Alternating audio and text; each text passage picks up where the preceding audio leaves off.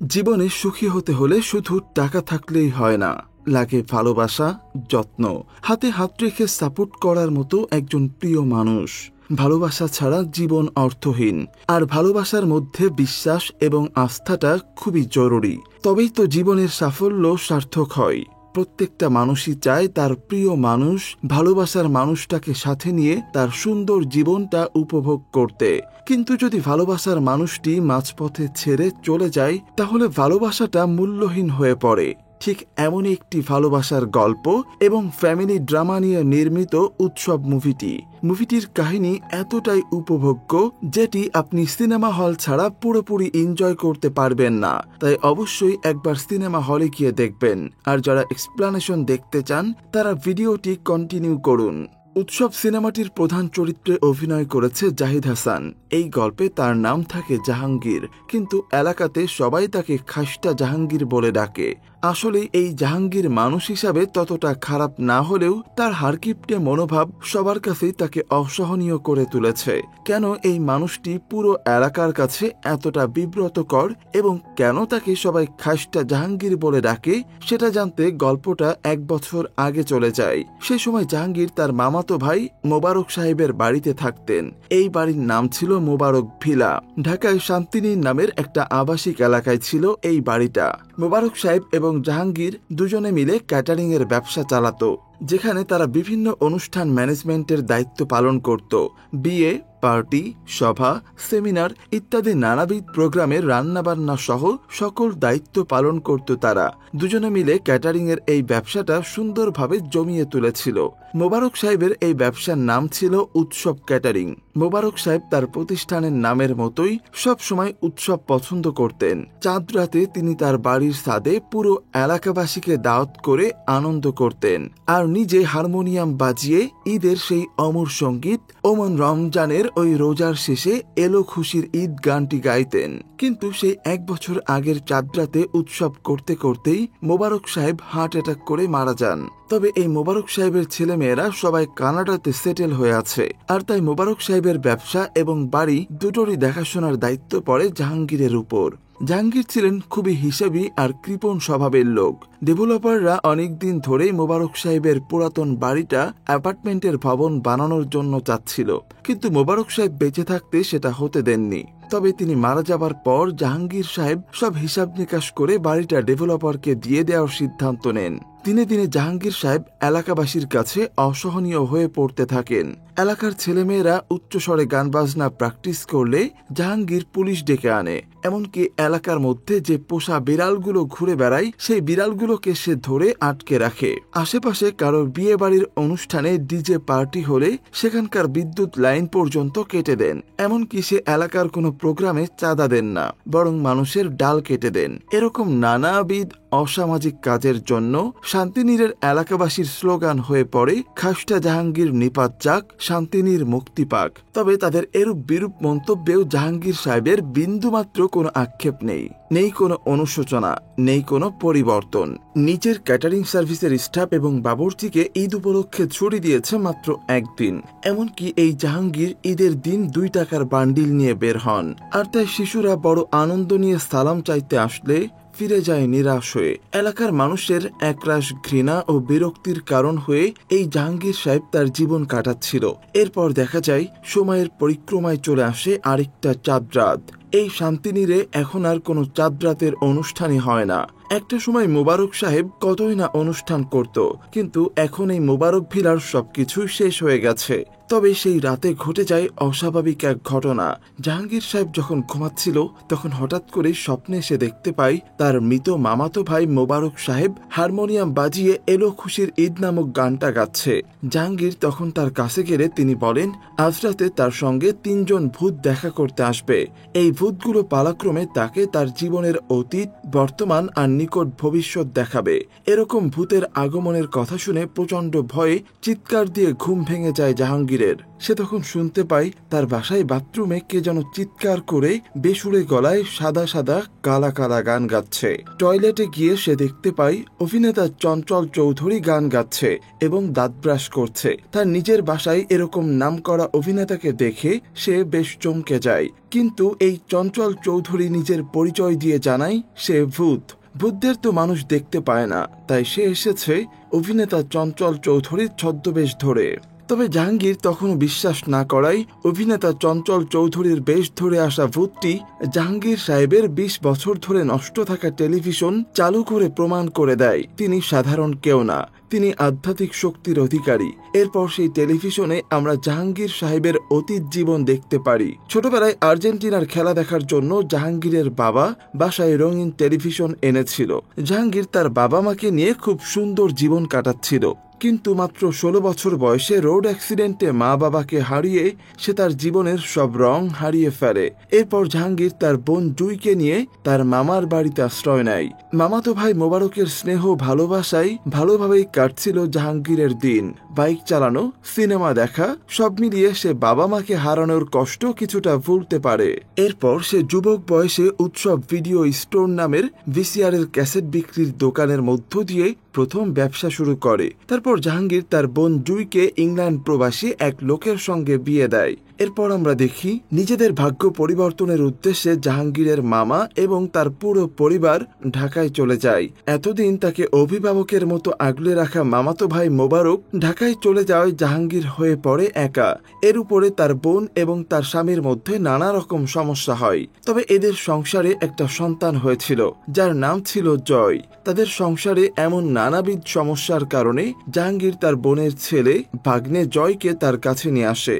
তবে এদের সংসার টেকে না, দুজনের মধ্যে ডিভোর্স হয়ে যায়। এরপর আমরা দেখি জাহাঙ্গীরের বোন জুই ক্যান্সারে আক্রান্ত হয়ে একমাত্র সন্তান জয়কে রেখে মারা যায়।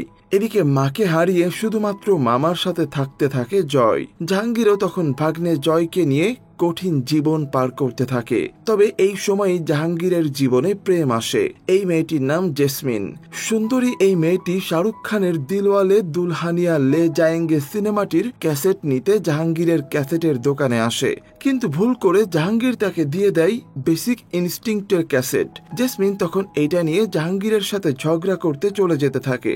তখন জাহাঙ্গীর তার ভাগ্নে জয়ের মাধ্যমে সেই ক্যাসেটটা জেসমিনকে উপহার দেয়। এরপর দুজনের মধ্যে কালক্রমে গড়ে ওঠে প্রেমের সম্পর্ক। এরপর জাহাঙ্গীর একসময় সরাসরি জেসমিনের বাড়িতে বিয়ের প্রস্তাব পাঠিয়ে দেয়। তবে জেসমিনের এখানে একটা শর্ত ছিল যে তাকে ঢাকায় গিয়ে পড়তে দিতে হবে। তার স্বপ্ন সে বিশ্ববিদ্যালয়ে পড়বে। জাহাঙ্গীর তখন সেই শর্ত মেনে নিলে তাদের মধ্যে বিয়ে হয়। তো জাহাঙ্গীরের জীবনের এতটুকু অতীত দেখিয়েই হঠাৎ করে উধাও হয়ে যায় চঞ্চল চৌধুরীর ভূতটা। আর তখন টিভিটাও আগের মতো ঝিরঝির করা শুরু করে। জাহাঙ্গীর তখন বুঝতে পারে এতক্ষণ সে কি স্বপ্ন দেখছিল নাকি বাস্তব। সে তখন ভয় পেতে থাকে। আর তখন জাহাঙ্গীর নিজের ভয় কাটাতে নিচতলায় অফিস রুমে চলে আসে। আর সেখানে তার সঙ্গে দেখা হয় দ্বিতীয় ভূতের। এই ভূতটা এসেছে জয়া আহসানের ছদ্মবেশ ধরে। সে তখন এক তুড়িতে জাহাঙ্গীরকে নিয়ে যায় একটা ফাঁকা সিনেমা হলে। সেখানে সে বড় একটা স্ক্রিনে দেখতে পায় জাহাঙ্গীরের ফেলে আসা সংসার জীবন। এই সংসারে ছিল জাহাঙ্গীর, জেসমিন আর জাহাঙ্গীরের ভাগ্নে জয়। এই তিনজনের সংসার চলছিল স্বপ্নের মতো।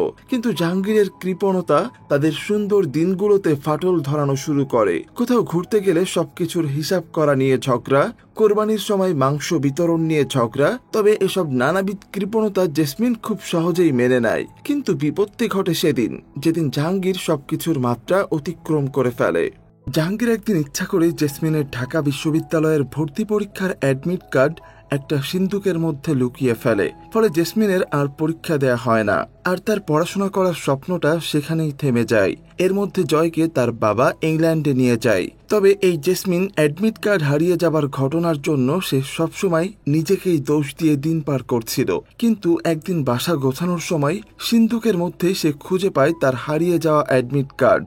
সে তখন বুঝতে পারে তার স্বামী ইচ্ছা করেই তাকে ভর্তি পরীক্ষা দিতে দেয়নি। সেদিন রাগে ক্ষোভে নিজের সব বই জ্বালিয়ে দিয়েছিল জেসমিন।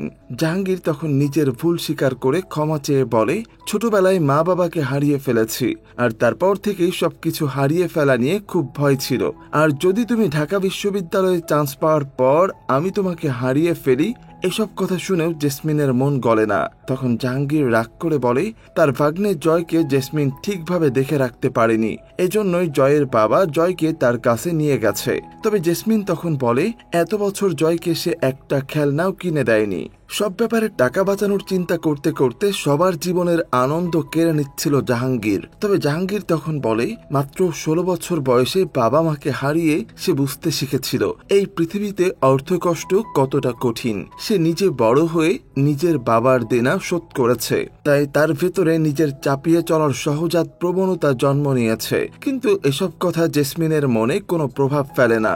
জেসমিন হয়তো জাহাঙ্গীরের এই কৃপণতাকে সহ্য করতে পারত, কিন্তু অ্যাডমিট কার্ড লুকিয়ে জাহাঙ্গীর যে প্রতারকের পরিচয় দিয়েছে সেটা সে মেনে নিতে পারে না। কারণ বিয়ের আগেও তো সে কথা দিয়েছিল জাহাঙ্গীর তাকে পড়াশোনা করাবে, কিন্তু সে তার কথা রাখেনি। পরদিন সকালে জেসমিন মনের ভেতরে চাপা কষ্ট নিয়ে একটা চিঠি লিখে বাড়ি ছেড়ে বের হয়ে যায়। রাজশাহী ছেড়ে ঢাকা ট্রেনে ওঠার কিছুক্ষণ পর জাহাঙ্গীর বাইক নিয়ে এসেছিল জেসমিনকে ঠেকাতে, কিন্তু ফলাফল শূন্য। এরপর জাহাঙ্গীর নিজেকে গুটিয়ে নেয়। নিজের ইগোর কারণে জাহাঙ্গীর কোনোদিনও জেসমিনকেও মানাতে চায়নি। এর কিছুদিন পর জাহাঙ্গীর সবকিছু গুটিয়ে ঢাকা চলে আসে মোবারক সাহেবের বাসায়। সেখান থেকেই তার নিঃসঙ্গ জীবন শুরু হয়। আর তার জীবনের এতটুকু গল্প দেখানোর পর জয়া আহসান রূপী ভূতটাও হঠাৎ করে গায়েব হয়ে যায়। আর জাহাঙ্গীর নিজেকে দেখতে পায় তার নিজের অফিস রুমে। নিজের জীবনের পুরনো কষ্টের স্মৃতিগুলো দেখে বাসায় দমবন্ধ লাগছিল জাহাঙ্গীরের। তাই সে বাসা থেকে বের হয়ে রাস্তায় হাঁটা শুরু করে। হঠাৎ গাছের আড়াল থেকে বেরিয়ে আসে অপি করিমের রূপ ধরে তৃতীয় ভূত। সে তখন জাহাঙ্গীরকে নিয়ে আসে 6 ঘন্টা পরের ভবিষ্যতে। সে সময়টা ছিল ঈদের দিন সকাল বেলায়। জাহাঙ্গীরের ক্যাটারিং এর বাবুর্চির বাড়িতে ঈদের খুশি নেই। একে তো সে ঈদের ছুটি পেয়েছে মাত্র একদিন, তার উপরে টাকার অভাবে তার ছেলের অসুখের ট্রিটমেন্ট করাতে পারছে না। জাহাঙ্গীর তার স্টাফের এই করুণ অবস্থা দেখে নিজের ভুল বুঝতে পারে। এরপর অপি করিম তাকে নিয়ে যায় তার ভাগ্নে জয়ের বাড়িতে। জয় বিদেশ থেকে বাংলাদেশে এসেছে। প্রতি বছর ঈদেই জয় তার মামা জাহাঙ্গীরকে দাওয়াত করে, কিন্তু খরচের ভয়ে জাহাঙ্গীর নিজের ভাগ্নের বাড়িতেও যায় না। তবে জাহাঙ্গীর তার ভাগ্নে জয়ের কাছাকাছি না হওয়ার আরো একটা কারণ ছিল। কারণটা হলো জাহাঙ্গীর এই পৃথিবীতে যাকে আপন করে কাছে টেনে নিয়েছে সেই হারিয়ে গেছে। এই ভয়ে সে তার ভাগ্নে জয়কে কাছে টানত না। তবে জয়ের কাছে এই ব্যাপারটা খুবই কষ্ট দিত। তারপর অপি করিম জাহাঙ্গীরকে নিয়ে যায় তার সেই ভালোবাসা জেসমিনের বাসায়। জাহাঙ্গীরের মতো জেসমিনও এখন বৃদ্ধ হয়ে গেছে। জেসমিন সেদিন ঢাকায় চলে এসেছিল একদম খালি হাতে, কিন্তু এখন ঠিকই সে তার ভবিষ্যৎ গড়তে পেরেছে, পড়তে পেরেছে তার স্বপ্নের শিক্ষাঙ্গনে। বর্তমানে সে শিক্ষকতা করছে। তবে সে কিন্তু জাহাঙ্গীরের মতো এখন আর একা নেই। জেসমিন বিয়ে করেছে, তার সংসার আছে এবং আছে এক মেয়ে আর এক ছেলে। জেসমিনের বর্তমান স্বামী ঠিক জাহাঙ্গীরের উল্টোটা। প্রতিটি মুহূর্তে সে জেসমিনের প্রশংসা করতে থাকে এবং সে জেসমিনকে যথেষ্ট সাপোর্ট করে। জাহাঙ্গীর অপি করিমের সাহায্যে জেসমিনের বর্তমান জীবন দেখে কেমন যেন নিজেকেই হারিয়ে ফেলে। সে অসহায় মেয়েটা ঠিকই নিজের সংসার পেয়েছে, তবে জাহাঙ্গীর রয়ে গেছে একা। অপি করিম জাহাঙ্গীরকে সবকিছু নতুন করে শুরু করার পরামর্শ দিয়ে হাওয়ায় মিলিয়ে যায়। আর জাহাঙ্গীর তখন নিজেকে ঈদের আগের রাতে সেই রাস্তার পাশে দেখতে পায়। জাহাঙ্গীর তখন কোনো কিছুই বুঝতে না পেরে সেই গভীর রাতে দৌড়ে তাদের এলাকার ডাক্তার এজাজের কাছে চলে আসে। ডাক্তার তখন সব ঘটনা শুনে জাহাঙ্গীরের হ্যালুসিনেশন বলে উড়িয়ে দেয়।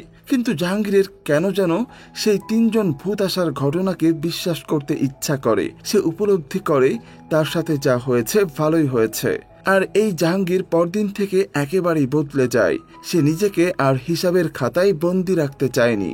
সে চায় খোলা আকাশে উড়ে বেড়াতে। ঈদের দিন সকালে জাহাঙ্গীর তার ভাগ্নের দেওয়া নতুন পাঞ্জাবি পরে বের হয়। প্রথমেই সে গোরস্থানে গিয়ে তার মামাতো ভাই মোবারকের কবর জিয়ারত করে। আগে যে জাহাঙ্গীর 2 টাকার নোটের বান্ডিল নিয়ে বের হতো সালামি দিতে, সে এখন 2000 টাকা সালামি দিয়ে বসে একজনকেই। আটকে রাখা বিড়ালগুলোকে সে ছেড়ে দেয়। এরপর সে একটা মোটরসাইকেল নিয়ে চলে আসে জেসমিনের বাড়িতে। জেসমিন দরজা খুলে জাহাঙ্গীরকে দেখে প্রচন্ড চমকে গেলেও সেটা ঢেকে রাখার আপ্রাণ চেষ্টা করে। তারা একসঙ্গে বারান্দায় বসে কথা বলে ঈদের সেমাই খায়। হয়তো জাহাঙ্গীর আগের মতো হলে জেসমিনকে এভাবে সুখে শান্তিতে দেখে হিংসায় জ্বলে পুড়ে মরত, কিন্তু এখন সে জেসমিনের খুশিতে কেমন যেন একটা সুখের অনুভূতি পায়। সে ভাবতে থাকে সে নিজে ভুল থাকলেও তার ভালোবাসার মানুষ জেসমিন তো ঘুরে দাঁড়াতে পেরেছে। তবে জাহাঙ্গীর মাপ চায় না, কারণ মাপ চাওয়ার এক্সপায়ার ডেট অনেক আগেই শেষ হয়ে গেছে। তবে কিছু সময় মাপ না চাইলেও মানুষের চেহারা দেখে বোঝা যায় যে সে কতটা অনুতপ্ত। এরপর ঈদ মোবারক জানিয়ে জাহাঙ্গীর যখন বের হয়ে যাবে, তখন জেসমিন তাকে এক চমকপ্রদ সত্য উপহার দেয়। তখন আমরা জানতে পারি জেসমিন যখন জাহাঙ্গীরের কাছ থেকে আলাদা হয়ে আসে তখন সে প্রেগনেন্ট ছিল। এরপর ভূমিষ্ঠ হয় তার বড় মেয়ে এশা। এশাকে সে জাহাঙ্গীরের পরিচয়েই মানুষ করেছে। এশা জানতো তার বাবার কথা, কিন্তু কখনোই সে জাহাঙ্গীরকে জানতে দেয়নি তার সন্তানের কথা, কারণ জেসমিনের ধারণা ছিল জাহাঙ্গীর মানুষ হিসেবে খুবই কৃপণ এবং ধোঁকাবাজ টাইপের। কিন্তু আজ তার মনে হচ্ছে জাহাঙ্গীর বদলে গেছে। জাহাঙ্গীরও এসব কথা শুনে আবেগে আপ্লুত হয়ে পড়ে। এতদিন ধরে সে জানতই না এই পুরো পৃথিবীতে সে একদম একা। এতদিন ধরে সে জানতো এই পুরো পৃথিবীতে সে একদম একা, কিন্তু আজ সে জানতে পারল এই পৃথিবীতে তারও একটা অংশ আছে যে একেবারেই তার নিজস্ব। আমরা তখন জেসমিনের বড় মেয়ে এশাকে দেখতে পারি। সে তখন তার বন্ধুদের সঙ্গে রেস্টুরেন্টে ছিল। জাহাঙ্গীর তখন সেখানেই আসে তার সঙ্গে দেখা করতে। জাহাঙ্গীর এশাকে আগে না দেখলেও এশা জাহাঙ্গীরকে বিভিন্ন সময় দূর থেকে দেখেছে। এশা জানতো এটাই তার বাবা, কিন্তু সে কখনোই জাহাঙ্গীরের সঙ্গে নিজ থেকে যোগাযোগ করেনি, কারণ সে ভেবেছিল জাহাঙ্গীর তার মাকে প্রাপ্য সম্মান দেয়নি। তবে এখন এশা তার বাবাকে দেখে আফসোস করে আর ভাবে আরো আগে তার বাবার সঙ্গে দেখা করা উচিত ছিল। এরপর জাহাঙ্গীর এশাকে রাতে তার বাড়িতে ডিনারের দাওয়াত দেয়। এশা যতই জাহাঙ্গীরের কাছ থেকে দূরে বড় হোক না কেন, বাবার কিছু বৈশিষ্ট্য তো সন্তানের ভেতরে থাকবেই। ঠিক সেরকমই একটা কফির বিল 350 টাকা এসেছে দেখে এশা চিৎকার চেঁচামেচি করে, যা দেখে জাহাঙ্গীর বুঝে যায় মেয়েটাও তার বাবার মতো হিসাবি হয়েছে। বাড়ি ফিরে জাহাঙ্গীর তার স্টাফদের সাথে ভালো ব্যবহার করে, তাদের ছুটি এবং বেতন দুটোই বাড়িয়ে দেয়। চাঁদরাতে আয়োজন না করলেও ঈদের সন্ধ্যায় তার ভাই মোবারকের মতো বাড়ির ছাদে বড় করে আয়োজন করে। আজ সে নিজেই সাংস্কৃতিক অনুষ্ঠান করবে। সেখানে সে ডেকে এনেছে এলাকার তরুণ তরুণীদের সেই ব্যান্ড দলটাকে। নিজের ভাগ্নেকে এতদিন দূরে সরিয়ে রাখলেও আজ সে তার ভাগ্নেকে বুকে জড়িয়ে নেয়। সেই সাথে সে এই মোবারক ভিলাকে আর ডেভেলপারদের হাতে দেবে না বলে সিদ্ধান্ত জানিয়ে দেয়। রাতে নিজের মেয়ের জন্য নিজের ক্যাটারিং সার্ভিস থেকে সাজিয়ে আনে বিশাল এক পোলাও কোরমা রোস্ট রেজাল্লার থালি। জীবনের প্রথমবারের মতো বাবা মেয়ে একসঙ্গে ডিনার করে। সবকিছুই খুব সুন্দর করে শেষ হয়। এরপর সেই তিনজন ভূত একসঙ্গে মিটিংয়ে বসে। এখানে আমরা জানতে পারি ঢাকা শহরের পুরনো বাড়িগুলোই চিপায় চাপায় ভূতদের বাসস্থান। এই বাড়িগুলো ডেভেলপাররা ভেঙে নতুন অ্যাপার্টমেন্ট বানিয়ে ফেলায় ভূতদের জন্য বসবাস করা কঠিন হয়ে যাচ্ছিল। জাহাঙ্গীর যখন সিদ্ধান্ত নেয় তাদের বাড়িটাকেও ডেভেলপারের কাছে দিয়ে দেবে, তখন ভূতেরা নড়ে চড়ে বসে। তারপর তারা জাহাঙ্গীরকে এক রাতে এমন একটা চমক দেয় যে জাহাঙ্গীর বদলে যায়, আপাদমস্তক একজন ভিন্ন মানুষ, এবং সে বাড়িটা ডেভেলপারকে দিয়ে দেওয়ার সিদ্ধান্ত থেকে সরে আসলো। তো এই ছিল উৎসব মুভিটির সম্পূর্ণ কাহিনী। মুভিটি আপনাদের কাছে কেমন লাগলো সেটি অবশ্যই কমেন্টে জানাবেন, আর চ্যানেলে নতুন হয়ে থাকলে অবশ্যই সাবস্ক্রাইব করতে ভুলবেন না। ধন্যবাদ।